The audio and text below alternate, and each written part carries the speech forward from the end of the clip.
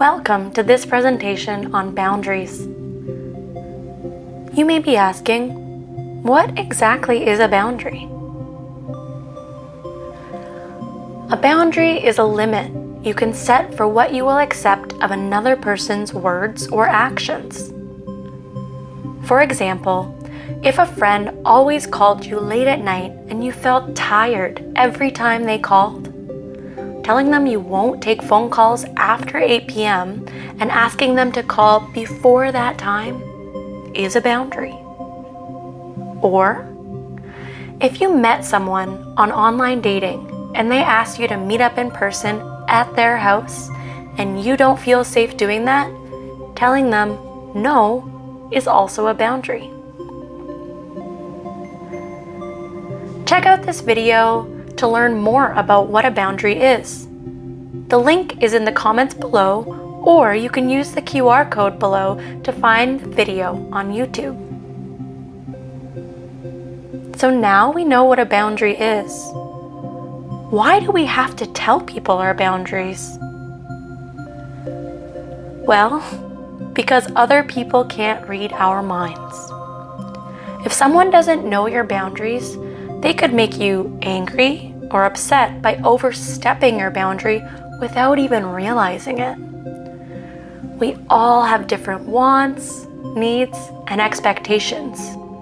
We don't all feel and think the same way, so we have to let each other know what works for us and what doesn't work for us, so that we can all respect each other's boundaries.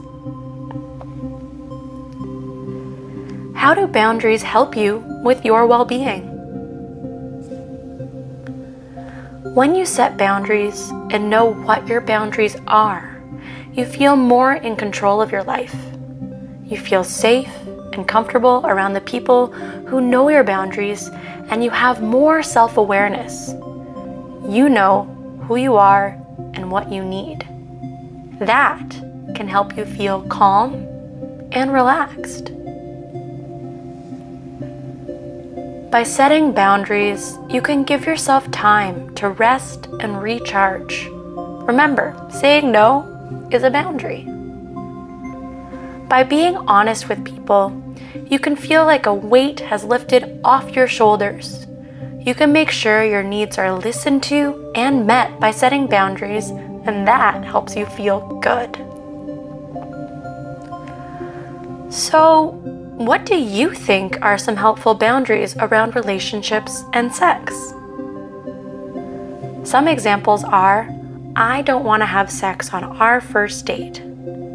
Telling someone that is your boundary. Or, I don't want to text you every day. Once a week is good for me, is another boundary.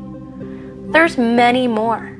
Have a think about what feels like a good boundary for you in your relationship or in a relationship you're hoping to have in the future.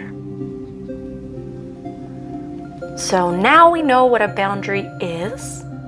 How can you set a boundary? Just prepare yourself. Sometimes this can be the hard part. There are different ways you can set boundaries. You could make a phone call, write a letter, have a face-to-face conversation, message, email, or text someone. It's best to do what feels comfortable to you, but it's also good to remember that for some people, for example, messaging might become confusing due to misinterpreting what each of you are trying to say. By having a face-to-face conversation or phone call instead, you can make sure you understand exactly what each of you is trying to say. You could even follow up with some clarifying questions. Can you think of an example of a time you set a boundary with a friend, colleague, or loved one? Have a think about it.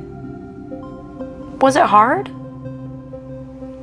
How did the other person respond? How did you feel after setting that boundary? These are really important questions to reflect on because, as I mentioned, setting boundaries can sometimes be hard. Sometimes the person may respond in a negative way or in a way you weren't expecting or hoping for, so it's good to think ahead about all the different possible outcomes. However, once you set a boundary, you most likely will feel better, even if you might feel upset or stressed about how the conversation went. Knowing that you have shared and expressed what your needs are can help you feel in control and even happier. So now you know what boundaries are, why we set them, and how we set them. It's time for you to practice setting some on your own. Good luck!